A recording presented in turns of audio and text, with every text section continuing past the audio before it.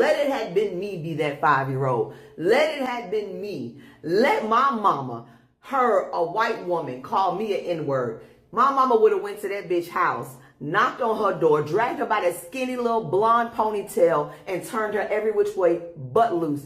And then she'd be like, go get my bail money. I feel like it is time for us to start turning the other cheek. And I mean their cheek, not our cheek, okay? I think it's time for us to start showing them who the fuck we are. Bam! Just like that. That's all there is to it, Dustin. That's all there is to it. Oh, trust me, you guys have been showing the world who the F you are for a very long time. You have been showing the world the content of your character for a while, which is why so many people feel fatigue, which is why so many people are speaking out, which is why money continues to flow into Shiloh Hendrix's bank account. It's because you all already showed the world who the F you are. And that little video that you put together in your bathroom mirror really put on full display the same mentality that we're all here talking about, that we're all here complaining about, the immediately jumping to violence, the low impulse control. Everyone's got to freak out over a word. She literally talks about a big problem within portions of the black community in that video without realizing it. And it's the behavior that parents put on display in front of their kids. Now, the argument can be made that Shiloh displayed some bad behavior in front of her child by calling someone the N-word, and with that, I would agree. But if you listened to the woman in that video, she talked about how her mother, if someone said the N-word, her mother would go to the person's house and drag them out of the house by their ponytail and beat them in front of their kids and her kids, right? So this is the behavior a lot of kids are growing up watching. And then you wonder, why is there a little kid stealing from people at the playground? There's a certain behavior that a lot of people in this community grow up watching, and then they get older and they put that same behavior on full display. It starts with the parenting. It really does start with the parenting. And I can tell you from firsthand experience, when I was growing up, black mamas and aunties, they used to show up at the school and at the bus stop, and they would fight kids all the time. It wasn't even something that was rare. It was something that we were kind of used to seeing. In fact, when I was in high school, my best friend was black, and he lived a neighborhood over from me. So we didn't ride the same bus, but whenever I did ride his bus home, the whole bus already knew that there was going to be a fight, because my friend would sometimes get into problems and everyone would always try to jump, right? No one wanted to fight fair. So I would always ride the bus for my friend to back him up. We got into little fights and stuff like that along the way. But I remember one time I got on the bus with my friend. He was supposed to fight some guy. It was supposed to be a fair fight. I was just there to make sure that no one was going to jump in. And when we pulled up to the bus stop, I will never forget it. We pulled up to the bus stop and everyone's getting ready, right? We're supposed to get off the bus and fight. We pull up to the bus stop, and I kid you not, there is an entire family waiting at the bus stop. And when I say family, I mean extended family. It looked like a family reunion waiting at the bus stop. You got grandmas, aunties, uncles, cousins, second cousins. I mean, like 5-year-olds and 6-year-olds, just a gang, a slew of people there waiting. And I looked at my friend, he looked at me, and we already knew, okay, today's not going to go well. So we get off the bus. My friend is supposed to have a one-on-one fight with this guy. And of course, it turns into something that's not a one-on-one. All hell breaks loose. All chaos breaks loose. It's me, my friend, and like 2 other people that were kind of cool with us on the bus that didn't like everyone else. And meanwhile, we have a whole family reunion on the other side. Grown men, grown women, and everything. So chaos breaks out, and at one point, I get punched in the face multiple times by like a 50-year-old black auntie. And when I got punched in the face, for me, it was like time froze for a moment.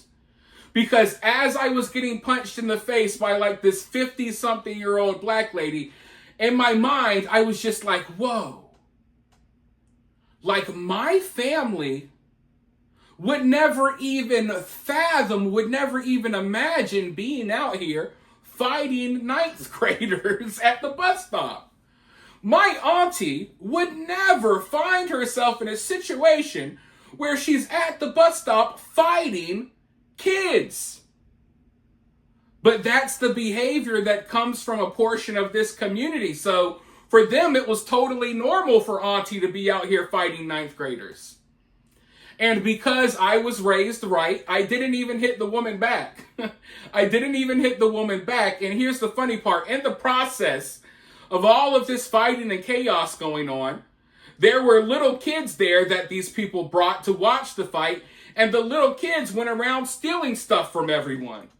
Because look, when you're getting into a fight, you take your cell phone out your pocket. You don't want to get slammed on the ground and break your cell phone or your iPod. There were still iPods back then, and MP3 players and headphones and stuff. So you would take your stuff off. You would take your uniform shirt off, fight in your undershirt. You don't want to mess up your uniform shirt and go home to your mom or your whoever your family is and have to explain to them why the new uniform shirt they just bought is all ripped up because you're fighting at the bus stop. So you take your uniform shirt off, you take your belongings out your pocket, you kind of put it to the side. But as the chaos was going on, the little 6 and 7-year-olds were all running around stealing people's phones, and they literally even stole my uniform shirt. They stole my school uniform as I was in the middle of this brawl and getting punched by a 55-year-old black auntie. So it's a crazy story. But basically, I say all that to say that there's like no boundaries here when it comes to some of these people. And they don't care what type of crazy behavior they put on display in front of their kids. But yet they will act victim, right? They'll go fight you and beat the hell out of you in front of their kids. They'll go trash McDonald's and rip up the counters in front of their kids. But if they find out that some lady said the N-word around a kid, a word they use around kids all day, they act like, oh my God. They start clutching their non-existent pearls and acting like victims. So if you've been like in the similar like type of situations like me, if you had like a upbringing like me, if you grew up in a certain environment, you already know someone saying the N-word at the park is nothing compared to what a lot of these kids are exposed to for sure. And I'm telling you right now, if this 5-year-old autistic child, which I don't believe is 5, I don't believe is autistic, but if he really was, if this 5-year-old autistic child is hanging around at the park by themselves, then you better believe that they got some crappy parents that probably do all types of stuff in front of their kids. So you don't get to live a ghetto ratchet lifestyle and promote a ghetto ratchet murder culture and then all of a sudden act snooty and snobby when someone else acts ratchet, because that's what Shiloh did. Shiloh took it down to their level and got a little ratchet, and then all of a sudden, oh, it's a problem when white people got a little ratchet in them, right? It's a problem when white people give the same energy that these people put out constantly.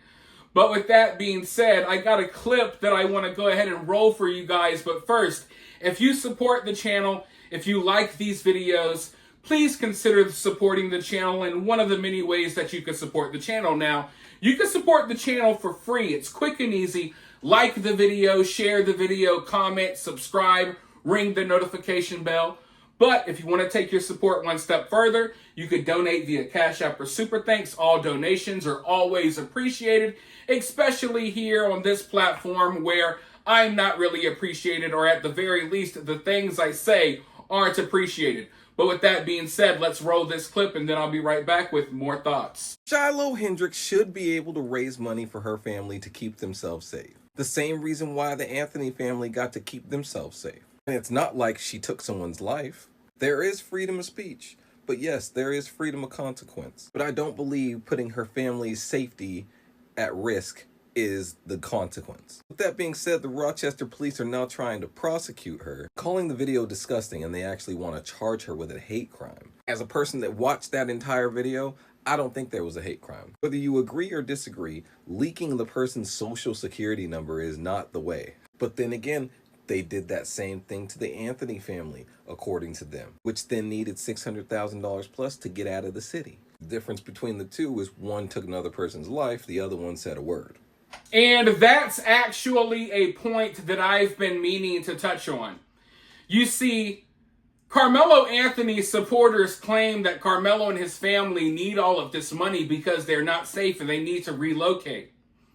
But we haven't gotten any proof that they're not safe.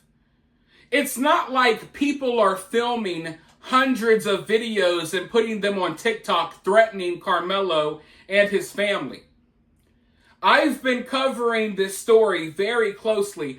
I have yet to see a single video of a white person recording themselves on TikTok talking about how they need to find Karmelo and his family and hurt them.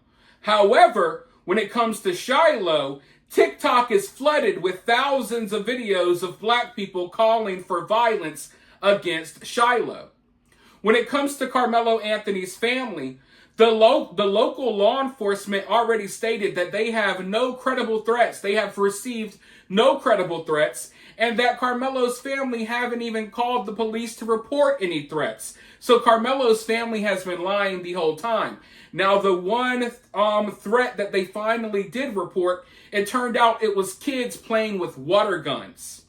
So they claim that they're victims and they fear for their lives because little kids are playing with water guns in their neighborhood, which is a gated community filled with white people who don't stab kids in the chest like their son Karmelo. But when it comes to Shiloh, the internet is flooded with examples of or evidence that should suggest that Shiloh's life is in danger. Because every day you could just scroll through social media and you will see dozens upon dozens of videos, dozens of people calling for Shiloh to be hurt, for her kid to be hurt, or whatever. So everyone who's pretending like, oh my God, Shiloh doesn't need the money to protect herself.